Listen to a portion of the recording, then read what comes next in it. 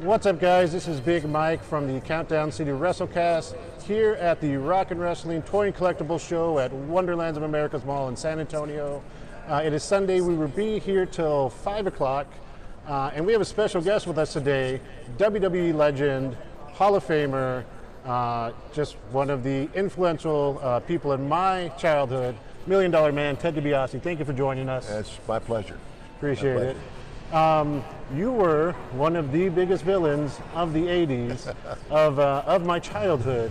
What was it like at that time in WWE at the height with Hulk Hogan, Andre, all those guys, and you were right there in the middle of it? It was awesome. I mean, it's kind of like I don't think anybody ever envisioned wrestling getting that big. I mean, Vince McMahon comes along, and when he took over for his father in what was just then the New York territory, right.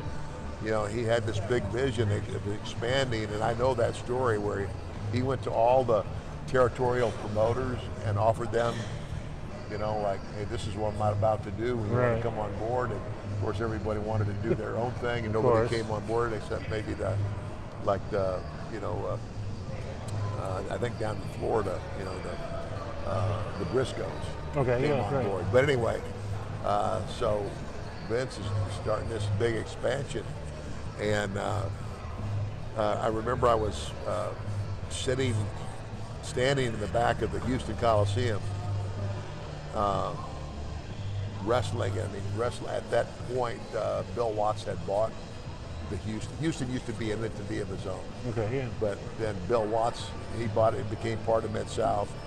So I'm there. Bruce Pritchard, who worked for Paul Bosch, became a good friend of mine, and we're having a conversation, and he says, hey, I'm about to, you know, fly to New York, see about getting a job. And I was getting ready to go on tour in Japan.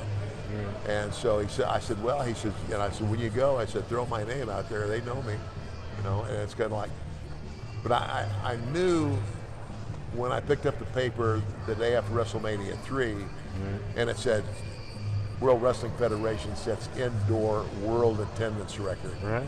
I said, if I'm going to stay relative in wrestling, I'm going to have to work for the WWF. Right. So I go to Japan, and you know, I'm there, I don't know, a week or so, and I come back in the hotel one night, and there's a message for me, call Bruce Pritchard ASAP. So I called Bruce, and Bruce says, well, two things have happened since you left. He says, number one, when you go back to Mid-South, Bill Watts will no longer be your boss because he has sold Mid-South to Jimmy Crockett. Sure. And Bill was smart enough to see what was coming. Yeah. He knew the day of the territories was gone. Sure, yeah. And so he got out. Right. And so then the other thing is, don't sign anything with Jim Crockett until you have a chance to talk to Vince McMahon, because he's real interested in you. Right. And so when I got back from Japan, you know, I got that phone call and went and sat down and talked to Vince, and he said, Ted, he said, I got this idea. He says, everything in wrestling's been done. Sure. He says, this is new, this is fresh. And he says, but here's the thing. I can't tell you what it is unless you agree to come on board. Oh, wow. Because I don't want to give away a great idea. Yeah. And so I said, well, let me think about that. So, you know, one of the guys that mentored me all the time, one of the greatest of all time, Terry Funk. Of course. You know, I called Terry and I said, I told him everything, and said, Ted, he says, if Vince McMahon has something he thinks is tailor-made for you, go, don't look back. That's where wrestling's going. Good advice. And so I called Vince back and I said, okay, I'm your guy. And so he flies me to New York, and he sits me down and he says, look, he says, the one thing everybody hates is someone who by virtue of their wealth bullies people. Yeah. Like, they throw their weight around by, whatever they want. Whatever they want with the money. And I started laughing. I said, I can't stand guys like that myself. And he says, that's the essence of this character, and you could be one of the most hated heels we've ever created. Right. Which turned out to be true. Yes. But at the time I said, but here's what he said. He said, now, here's what you also know. we're going to fly you everywhere first class. You're going to have limousine service at the airports, at the Coliseum, the hotel. You're going to have the appearance of wealth wherever you go, not just the arena. Yeah. I mean, that's the way Vince does things. Yeah. And I said, well, that sounds great. I said, but I'm probably going to have a lot of heat in the dressing room too. Oh, sure. But that really didn't happen because all those guys were like, if I'd have gotten that shot, I'd have done it. Taking it, yeah. The only two other guys that got that treatment at the time were Andre, of course, who couldn't go any other way, and Hulk Hogan. Huh. So it was just like unbelievable. But the rest is history. I mean, it was like being a part of the WWF as it was known then was just, I was there. And what I hear that like I'm here signing autographs this week, and almost everywhere I go now, and I'm signing autographs, invariably there are going to be countless people who come up and say, wrestling just isn't like it was when you guys were there. You guys were the last great era of wrestling, and of course, I have a tendency to agree with them. The thing that's, in my opinion, missing today is the real tight, like, believability. Right. I mean, it's like kids love it. I grade it. They're selling a lot of toys and all that stuff. I said, but we wrestled in such a way. I mean, I said everybody knows that wrestling is sports entertainment, but when you go in a good movie, it's a movie, right? Sure. But if the actors are really good, they draw you into the story, and they can make you laugh, they can make you cry, they play on your emotions. So that's when you see a great wrestling match, it should be the same thing. The story should be the struggle between those two people. Right. And ultimately, like whatever's going to happen, at the end, either the bad guy wins again, and you hate him, and so next time he's going to get you, right. or the champion, the good guy, wins and blows the top off the roof. But I don't know. To me, that's what I think is. It's not what it was.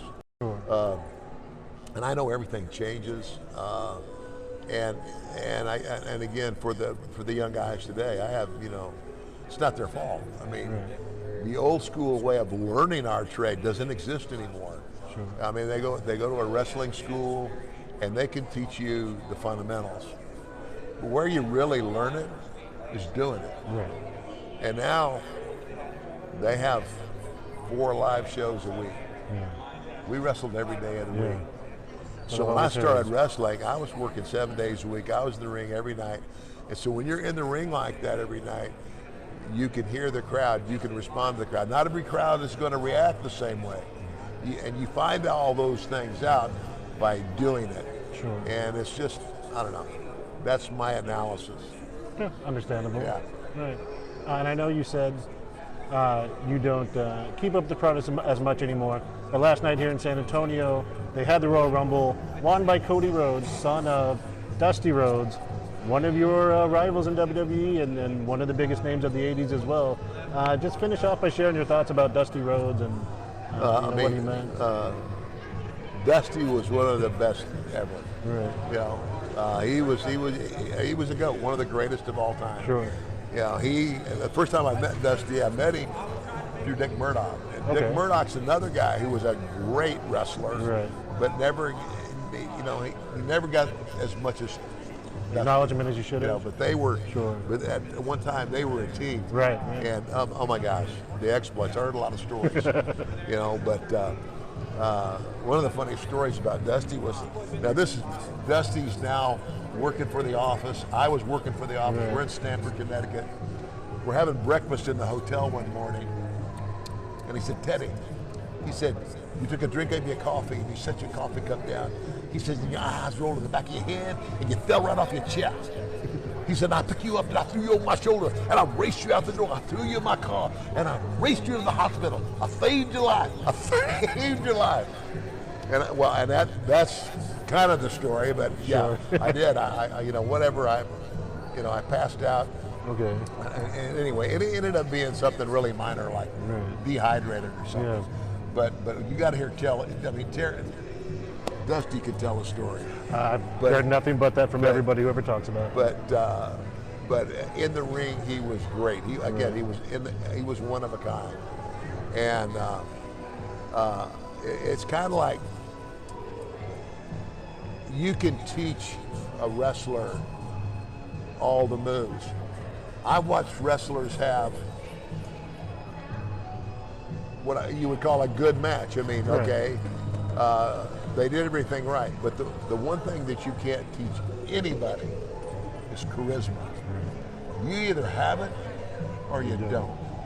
And you can have different degrees of that. Right. I'm going to tell you what, Dusty Rhodes had the full load.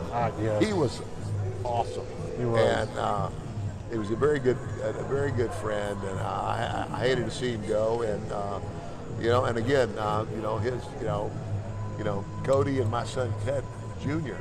were very close friends. Ted Jr.